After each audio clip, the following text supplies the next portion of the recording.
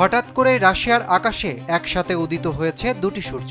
এই ঘটনার বৈজ্ঞানিক নাম প্যারহিলিয়ন। মূলত বায়ুমণ্ডলে বরফকণার মধ্যে আলো প্রতিসরণের ফলে এই ঘটনা ঘটে, যার কারণে আকাশে সূর্যের প্রতিফলনে দ্বিতীয় সূর্য দেখা যায়। প্যারহিলিয়ন বা সানডগ হলো একটি বিরল বায়ুমণ্ডলীয় আলোক ঘটনা, যেখানে বায়ুমণ্ডলের উপরের স্তরে ভাসমান বরফের স্ফটিকের মধ্য দিয়ে সূর্যালোক প্রতিসরণের ফলে মূল সূর্যের পাশে এক বা একাধিক উজ্জ্বল আভা বা সূর্য ছায়া দেখা যায়। এটি সাধারণত 222 হ্যালো বা উজ্জ্বল রঙের আভা তৈরি করে, যা তুষার বা মেঘলা দিনে স্পষ্টভাবে দৃশ্যমান হয়। বায়ুমণ্ডলের উপরিভাগে থাকা ষড়ভুজ আকার বরফ কেলাসের মধ্য দিয়ে আলোর প্রতিসরণের কারণেও এই ঘটনা ঘটে। এজন্য সূর্যের চারপাশে উজ্জ্বল আভা বা বিন্দু দেখা যায়, যা অনেক সময় রামধনুর মতো রঙও ধারণ করে। মেরু অঞ্চল বা প্রচণ্ড ঠান্ডা আবহাওয়ায় যেখানে মেঘে বরফের স্ফটিক থাকে, সেখানে এটি বেশি দেখা যায়। সহজ কথায়, এই সানডগ বায়ুমণ্ডলীয় কারণে সৃষ্টি একটি অসাধারণ সুন্দর প্রাকৃতিক দৃশ্য, যেখানে একসাথে 2 থেকে 3টি সূর্যও দেখা যায়।